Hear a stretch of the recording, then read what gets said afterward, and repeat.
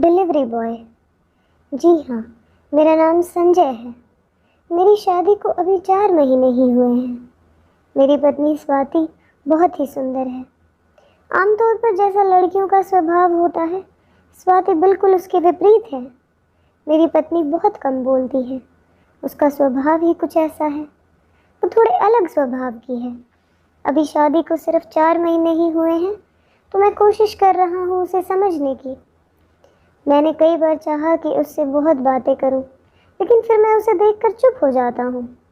फिर मैंने सोचा कि चलो वो जैसी है उसे वैसी ही रहने देता हूं, बदलने की कोशिश नहीं करता हूं। बस फिर धीरे धीरे उसकी यही बात मुझे अच्छी लगने लगी। कभी कभी जब मैं ऑफिस के समय पर नहीं आ पाता, तभी बस वो सिर्फ यही पूछती है कि आज लेट हो गए। मेरे ऑफिस के काम और बाकी बातों के बारे में वो कभी भी नहीं पूछती थी। पूछने पर वो कहती थी कि मैं ऐसी ही हूँ, मुझसे ज़्यादा बातें होती नहीं हैं। अब मेरी पत्नी के साथ मैं बहुत खुश था। हमारी ज़िंदगी अच्छे से चल रही थी, लेकिन फिर कुछ ऐसा हुआ कि जिसने मेरी ज़िंदगी में हलचल मचा दी। आस पड़ोस में रहने वाले लोगों को उनके घर से ज़्यादा पड़ोसी के घर में क्या हो रहा होता है, इसकी चिंता रहती है। मेरे पड़ोस में भी मेरा एक दोस्त रहता है, लेकिन वो मेरे साथ काम नहीं करता, क्योंकि मेरी पत्नी इतना ज़्यादा बात ही नहीं करती। इस कारण वो पड़ोस के लोगों से ज़्यादा दोस्ती या मेल मिलाप नहीं बना पाती है। मेरे दोस्त की भी शादी हो चुकी है। वो भी वहाँ अपनी पत्नी के साथ रहता है। एक दिन सुबह जब मैं ऑफिस में जा रहा था, तब उसने मुझे रोक कर कहा, और संजय, क्या हाल है? थोड़ी बहुत बात करने के बाद वो बोला कि आजकल तेरे घर में बहुत सामान आ रहा है, रोज़ एक डिलीवरी बॉय आता है। उस समय मैंने उसकी बात पर ज़्यादा ध्यान नहीं दिया।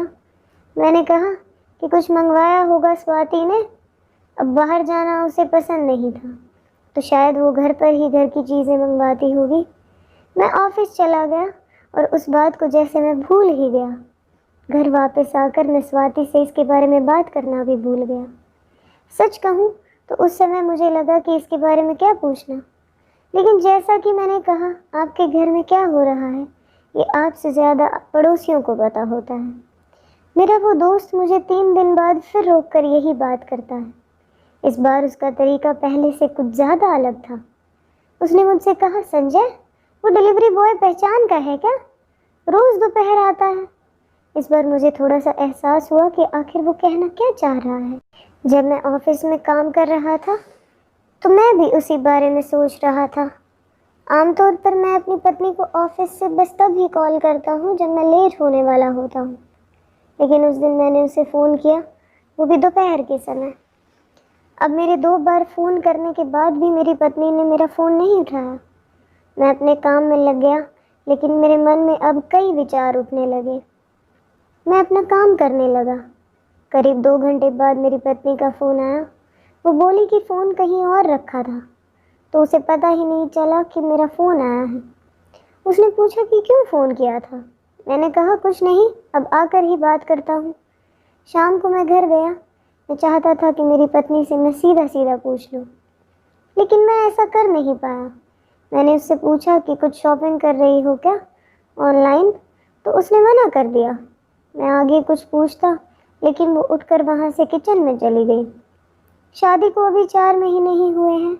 मैं मेरी पत्नी को समझने की कोशिश कर रहा था कि यह एक अलग ही बात मेरे जहन में अपना घर बनाने लगी। अब मुझे मेरी पत्नी के स्वभाव पर भी शक होने लगा। मुझे लगने लगा कि कहीं उसका कम बोलना इसलिए तो नहीं कि वो मुझे पसंद नहीं करती। शादी अरेंज मैरिज थी, कहीं ऐसा तो नहीं कि वो मुझसे शादी ही नहीं करना चाहती थी। जो बातें उसकी मुझे अच्छी लगती थी, उन्हीं बातों के लिए अब मेरे मन में सवाल उठने लगे। ये सवाल मेरे ही नहीं, बल्कि आस पड़ोस के लोगों के मन में भी होंगे। मेरा अब ऑफिस के काम में मन नहीं लग रहा था। मैंने सोचा नहीं था कि मुझे ऐसा कुछ करना पड़ेगा। मैंने फैसला लिया कि मैं ऑफिस से जल्दी घर जाऊंगा। उस दिन मैं मेरी पत्नी को बिना बताए ऑफिस से दोपहर को ही निकल गया। मैं घर पहुंचा। मैं सीढ़ियों से अपने फ्लैट की ओर जा रहा था और सोच रहा था कि जो मैं सोच रहा हूँ ऐसा कुछ भी ना हो। मैं अपने फ्लैट के दरवाजे पर पहुंचने वाला ही था कि तभी मेरे घर से एक लड़का, जो कि डिलीवरी बॉय ही था, वो निकला और सीढ़ियों से नीचे जाने लगा। लड़का करीब 20 साल का होगा। अब मैं वहीं सीढ़ियों पर सोच में पड़ गया। बाकी की थोड़ी सी सीढ़ियाँ मुझसे चढ़ी ही नहीं जा रही थी। अब मैंने सोचा था कि आज हाँ या ना में पूरी बात होगी। मैं अपने फ्लैट के दरवाजे पर पहुंचा और डोर बेल बजाई। जब दरवाज़ा खुला, लेकिन दरवाजे पर मेरी पत्नी नहीं, लेकिन दरवाज़ा मेरी पत्नी ने नहीं बल्कि किसी और ने खोला, वो भी करीब 43 साल की महिला ने। अंदर से मेरी पत्नी ने मुझे देखा और कहा कि अरे, आप आज इतनी जल्दी आ गए, आपकी तबीयत तो ठीक है। मैं अंदर आया और कहा कि नहीं, सब ठीक है, बस ऐसे ही। मैंने मेरी पत्नी से पूछा कि ये कौन है। वो बोली कि ये सुधा दीदी है। इतना कहकर वो रुक गई, लेकिन फिर सुधा दीदी ने मुझे कुछ बताया। वो बोली कि मैं स्वाति के घर के पास में रहती हूँ।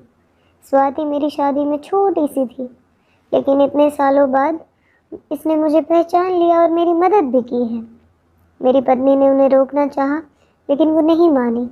उन्होंने कहा कि स्वाति मुझे एक दिन अचानक ही मिल गई थी। मेरा हाल देखकर मैंने उसे बताया कि मेरे पति के जाने के बाद हमारी आर्थिक हालात ठीक नहीं है। मेरा बेटा पढ़ाई में अच्छा था, लेकिन डिलीवरी बॉय का काम करने पर मजबूर हो गया था। स्वाति ने उसकी कॉलेज की फीस भरी और उसे आज वो पढ़ाती भी है। कभी कभी मैं भी आ जाती हूँ उसके साथ। सोचा था कि मैं आपसे मिलूं, लेकिन मेरा एक छोटा सा टिफ़िन सेंटर भी है, इसलिए घर जाकर खाना बनाना पड़ता है, इसलिए आपसे मिलना नहीं हो पाया कभी भी। मैंने उन्हें कहा कि इसने भी नहीं बताया ऐसा कुछ। वो बोली, ये ऐसी है कि इसके मुंह से कुछ निकलवाना बहुत बड़ा काम है। ज़्यादा बोलती नहीं है, लेकिन इसके दिल में बहुत कुछ रहता है।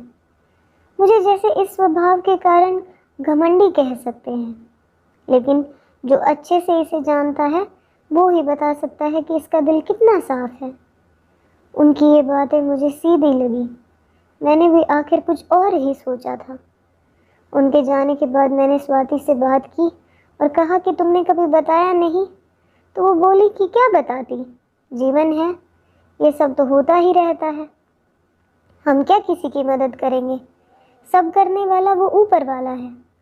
अब मेरी पत्नी को मैं समझ गया था, लेकिन अब मैं हमेशा कोशिश करता हूँ कि उससे ज़्यादा से ज़्यादा बात करूँ।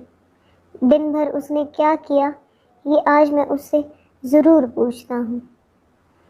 आप सभी को अगर ये स्टोरी अच्छी लगी है तो प्लीज़ आप मेरे चैनल को सब्सक्राइब करें।